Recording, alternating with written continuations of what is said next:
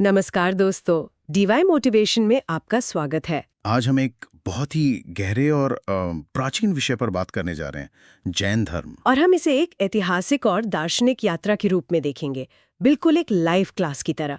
हम slide bye slide चलेंगे और हर एक कॉन्सेप्ट को बहुत ही सरल भाषा में समझने की कोशिश करेंगे। तो चलिए शुरू करते हैं हमारी पहली स्लाइड से। हमारी पहली स्लाइड का शीर्षक है जैन धर्म, एक ऐतिहासिक और दार्शनिक यात्रा। और पहली लाइन में एक बहुत महत्वपूर्ण बात कही गई है, ये भारत की सबसे प्राचीन श्रमण परंपरा में से एक है। हाँ, और यहाँ सबसे पहली और महत्वपूर्ण बात यह है कि जैन धर्म किसी ईश्वर केंद्रित धर्म जैसा नहीं है।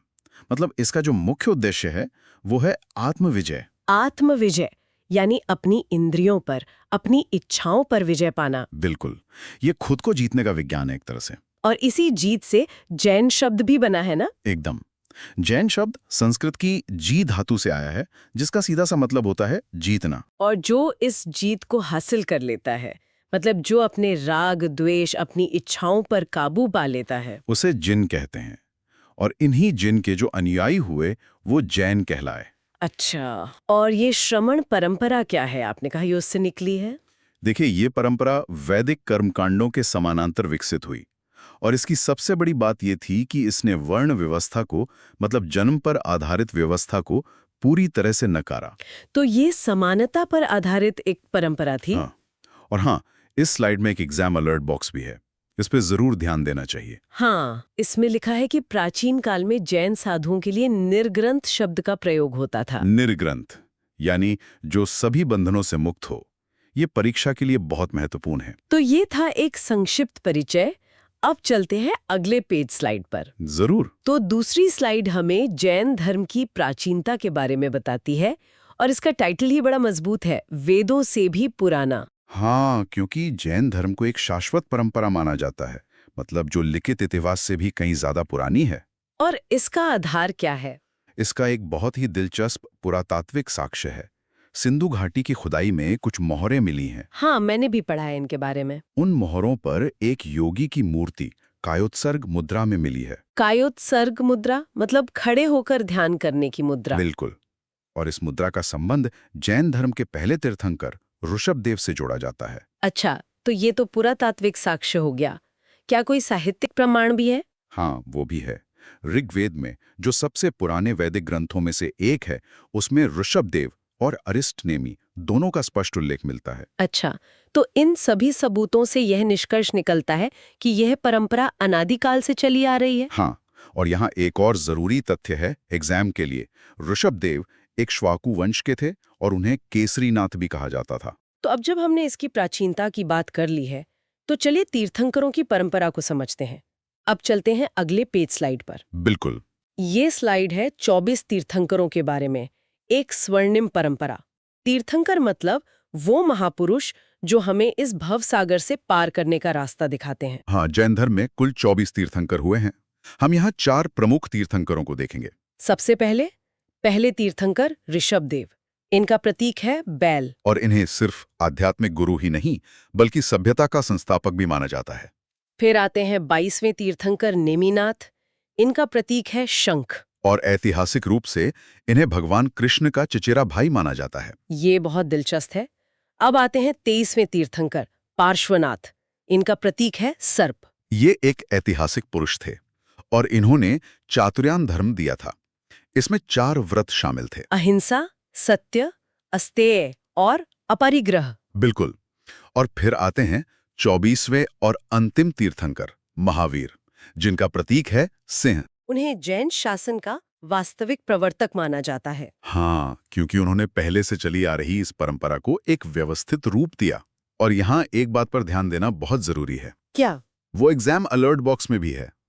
पार्श्वनाथ ने 4 व्रत दिए थे और महावीर स्वामी ने उसमें 5वां व्रत ब्रह्मचर्य जोड़ा था। अच्छा, ये एक बहुत बड़ा बदलाव था। हाँ, तो अब हम विशेष रूप से 24वें तीर्थंकर भगवान महावीर के जीवन के बारे में जानेंगे। अब चलते हैं अगले पेज स्लाइड पर। चलिए, तो ये स्लाइड भगवान महावीर के जीवन की यात्रा को दर्शाती है, राजमहल से कैवल्य तक का सफर। इनका जन्म 599 या कुछ स्रोतों के अनुसार 540 ईसा पूर्व में वैशाली के पास कुंडग्राम में हुआ था। इनके पिता का नाम सिद्धार्थ था, जो ज्ञात्रिक कुल के थे, और माता का नाम त्रिशला था। और फिर उन्होंने त्याग का मार्ग चुना। हाँ, 30 वर्ष की आयु में उन्होंने राजमहल और परिवार सब कुछ त्याग दिया और सत्य की खोज में निकल पड़े। इसके बाद उन्होंने 12 वर्षों तक कठोर तपस्या की। जी, और फिर 42 वर्ष की आयु में ऋजुपालिका नदी के तट पर उन्हें कैवल्य यानी कि पूर्ण ज्ञान की प्राप्ति हुई। और अंत में निर्वाण। 72 वर्ष की आयु में उन्होंने पावापुरी, जो बिहार में है, वहां मोक्ष प्राप्त किया। इस स्लाइड में भी एक एग्जाम अलर्ट है। अक्सर पूछा जाता है कि भगवान महावीर के समकालीन शासक कौन थे? हाँ, तो याद रखें, बिंबिसार और अजातशत्रु उनके समकालीन थे। तो ज्ञान प्राप्ति के बाद उन्होंने जो मार्ग दिखाया उसे त्रिरत्न कहते हैं। चलिए इसे अगली स्लाइड में समझते हैं। अब चलते हैं अगले पेज स्लाइड पर। हाँ, जरूर। ये स्लाइड जैन दर्शन के सार को दर्शाती है। त्रिरत्न, इन्हें मोक्ष प्राप्ति की एकमात्र चाबी माना जाता है। इसमें सबसे पहला है सम्यक दर्शन, राइट फेथ, मतलब सत्य में अटूट विश्वास रखना, तीर्थंकरों के उपदेशों पर श्रद्धा रखना। बिल्कुल, ये नींव है। इसके बाद आता है सम्यक ज्ञान यानी राइट नॉलेज। इसका मतलब है शंका रहित और वास्तविक ज्ञान, ये जानना कि आत्मा क्या है, कर्म क्या है। और तीसरा और शायद सबसे महत्वपूर्ण है सम्यक चरित्र, राइट कंडक्ट, मतलब जो ज्ञान हमने प्राप्त किया है उसे अपने आचरण में, अपने जीवन में उतारना। हाँ, ज्ञान के अनुसार जीना। और यहाँ ये जानना जरूरी है कि श्वेतांबर और दिगंबर दोनों ही संप्रदाय इन त्रिरत्नों को मोक्ष का मार्ग मानते हैं। तो अब सम्यक चरित्र के अंतर्गत आने वाले व्रतों को समझते हैं। अब चलते हैं अगले पेज स्लाइड पर। चलिए, ये स्लाइड है पंच महाव्रत के बारे में। ये जैन आचार संहिता की नींव है और मूल मंत्र है अहिंसा परमो धर्मः। हाँ, और इसमें सबसे पहला महाव्रत है अहिंसा। मन, वचन और कर्म, किसी भी तरह से किसी को भी चोट न पहुंचाना, ये जैन धर्म का केंद्र है। दूसरा है सत्य, हमेशा सच बोलना। तीसरा अस्तेय यानी चोरी न करना। चौथा है अपरिग्रह, आवश्यकता से अधिक संग्रह न करना, चाहे वो धन हो या कोई और वस्तु। और पांचवा, जिसे महावीर स्वामी ने जोड़ा था, वो है ब्रह्मचर्य, इंद्रियों पर संयम रखना। बिल्कुल। अब यहाँ एक सूक्ष्म अंतर है जो एग्जाम के लिए जरूरी है। साधुओं के लिए ये महाव्रत कहलाते हैं और बहुत कठोर होते हैं। और गृहस्थों यानी आम लोगों के लिए? उनके लिए यही अणुव्रत के रूप में होते हैं, जो थोड़े लचीले होते हैं। अच्छा, ये तो बहुत व्यवहारिक दृष्टिकोण है। हाँ, अब चलते हैं अगले पेज स्लाइड पर। तो ये स्लाइड अनुशासन की गहराई पर है, एक सूक्ष्म विश्लेषण। हाँ, जैसे हमने अपरिग्रह की बात की, तो परिग्रह यानी संग्रह दो तरह का होता है। एक बाह्य, जैसे धन संपत्ति, और दूसरा आंतरिक। बिल्कुल, आंतरिक परिग्रह यानी मन के विकार। आगम ग्रंथों में 14 प्रकार के आंतरिक परिग्रह बताए गए हैं, जैसे मिथ्यात्व यानी गलत धारणा, क्रोध, मान, माया और लोभ। सही। और इसी तरह अहिंसा के भी अतिचार यानी उल्लंघन बताए गए हैं। मतलब सिर्फ हत्या करना ही हिंसा नहीं है? नहीं, किसी जानवर पर ज्यादा भार लादना, उसे कस के बांधना या भूखा प्यासा रखना भी हिंसा ही है। तो इसका सार ये है कि मन की शुद्धि बाहरी त्याग से कहीं ज्यादा महत्वपूर्ण है। एकदम सही। और ये याद रखना जरूरी है कि आगम ग्रंथों में आंतरिक परिग्रह के 14 भेद बताए गए हैं। ठीक है, अब जैन धर्म के एक बहुत ही अनूठे दार्शनिक सिद्धांत को समझते हैं। आप चलते हैं अगले पेज स्लाइड पर। चलिए। अनेकांतवाद, देखने का नजरिया, ये जैन दर्शन का एक बहुत ही महत्वपूर्ण सिद्धांत है। हाँ, और इसका मूल विचार है सत्य एक है पर नजरिए अनेक। तो अनेकांतवाद कहता है कि सत्य बहुआयामी होता है, मल्टी डायमेंशनल। और स्यादवाद हमें सिखाता है कि किसी भी कथन को शायद या सापेक्ष रूप में कहना चाहिए, क्योंकि हम हमेशा सत्य के केवल एक पहलू को ही देख पाते हैं। बिल्कुल। इसको समझने के लिए अंधे लोगों और हाथी का उदाहरण सबसे अच्छा है। जैसे तस्वीर में भी देख सकते हैं, हर अंधा व्यक्ति हाथी के अलग अलग अंग को छूकर उसे अपनी समझ के अनुसार बताता है। कोई उसे खंबा कहता है, कोई रस्सी, वो सब अपनी अपनी जगह सही हैं, लेकिन सिर्फ आंशिक रूप से। पूर्ण सत्य तो इन सभी नजरियों का योग है। और यहाँ ध्यान दें कि स्यादवाद को ज्ञान मीमांसा या एपिस्टेमोलॉजी का हिस्सा माना जाता है और इसे सप्तभंगी न्याय भी कहते हैं। अब हम जैन धर्म के दो प्रमुख संप्रदायों के बारे में जानेंगे। अब चलते हैं अगले पेज स्लाइड पर। हाँ, ये बहुत महत्वपूर्ण है। दिगंबर और श्वेतांबर विभाजन। तो ये विभाजन क्यों और कैसे हुआ? ये महावीर स्वामी के निर्वाण के लगभग 200 साल बाद हुआ। उस समय मगध में एक बहुत भयानक अकाल पड़ा था। और उसी वजह से जैन संघ 2 हिस्सों में बंट गया। हाँ, जो संत आचार्य भद्रबाहु के नेतृत्व में अकाल के दौरान दक्षिण भारत चले गए, वे बाद में दिगंबर कहलाए। ये बहुत कठोर नियमों का पालन करते हैं। ये मानते हैं कि दिशाएं ही उनके वस्त्र हैं। और ये भी कि स्त्रियों को उसी जीवन में मोक्ष संभव नहीं है। और जो लोग स्थूल भद्र के नेतृत्व में मगध में ही रुक गए थे, वो श्वेतांबर कहलाए।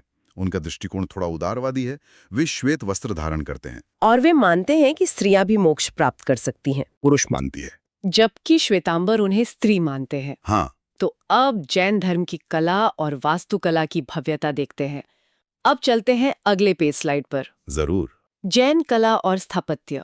और पहले हम उत्तर भारत की बात करेंगे। इसे पत्थरों पर लिखी कविता भी कहा जाता है। बिल्कुल। उत्तर भारत में इसके अद्भुत उदाहरण मिलते हैं। सुरक्षा और पवित्रता के लिए पहाड़ियों पर किलानुमा मंदिर बनाए गए हैं, जिन्हें मंदिर नगर कहते हैं। जैसे दिलवाड़ा, माउंट आबू। यहाँ का विमल वसई मंदिर तो अपनी नक्काशी के लिए विश्व प्रसिद्ध है। हाँ, 1031 ईस्वी में बना ये मंदिर संगमरमर पर की गई दुनिया की सबसे महीन नक्काशी के लिए जाना जाता है। फिर रणकपुर का चौमुखा मंदिर 1444 खंभों पर टिका है। और कहते हैं कि हर खंभे की नक्काशी अलग है। वाह। और खजुराहो में भी जैन मंदिर है। हाँ, वहाँ के पार्श्वनाथ और आदिनाथ मंदिर नागर शैली के बहुत उत्कृष्ट उदाहरण हैं। और एग्जामेलॉट है कि विमल वसई मंदिर का निर्माण भीमदेव प्रथम के मंत्री विमल शाह ने करवाया था। सही। अब उत्तर भारत से दक्षिण भारत की ओर चलते हैं। अब चलते हैं अगले पेज स्लाइड पर। चलिए। तो ये स्लाइड है दक्षिण और गुफा कला की विशाल विरासत पर। दक्षिण भारत में भी जैन विरासत बहुत समृद्ध रही है। हाँ, सबसे पहला नाम आता है श्रवणबेलगोला कर्नाटक का। हाँ, जहाँ भगवान बाहुबली की 57 फीट ऊंची एकाश्म प्रतिमा है। एकाश्म मतलब? एक ही चट्टान को काटकर बनाई गई। बिल्कुल। इसका निर्माण गंग वंश के मंत्री चामुंडराय ने 981 ईस्वी में करवाया था। और गुफाओं का क्या? ओडिशा में उदयगिरी खंडगिरी की गुफाएं हैं, जहाँ प्रसिद्ध हाथी गुम्फा अभिलेख है, और एलोरा की गुफा संख्या 33, जिसे इंद्र सभा कहते हैं, वो भी जैन गुफा कला का बेहतरीन नमूना है। साहित्य में भी जैन धर्म का बहुत प्रभाव रहा है। हाँ, कन्नड़ साहित्य के 3 रत्न पंप, पुण्य, रन्न, इन पर जैन धर्म का गहरा प्रभाव था।